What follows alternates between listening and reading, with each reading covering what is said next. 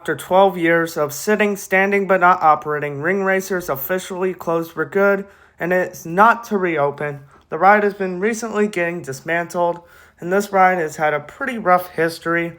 It only operated for 4 days in 2013.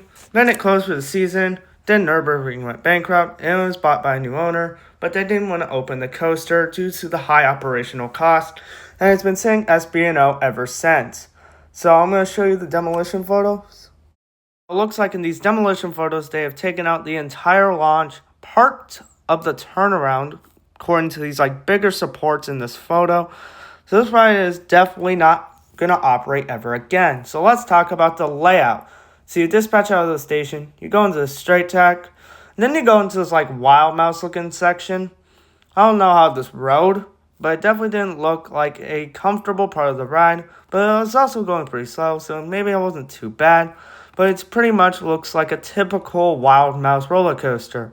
After you get out of this part of the ride, you turn, and then you go into the side signature moment, the air compressed launch, which launches riders to 99 miles an hour. This was the world's second fastest accelerating roller coaster when it was operating. But the one that was faster was Dododampa. This was the number 2. So you go into this launch, got this really cool looking countdown. It's kind of like a Formula 1 or just racetrack in general. This was probably a really powerful launch. So this launch was pretty powerful. It would launch riders pretty quickly, and then it would count down. Then you would go into your launch, which was pretty powerful. But you would get hit by some trim brakes, which would definitely slow down the ride speed.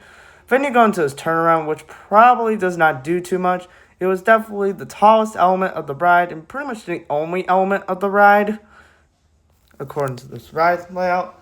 Then you go into the final brake run, ending the ride. This ride just looks like a one-trick pony, and it's not that great. So please be sure to like, share, and subscribe, and thank you all for watching.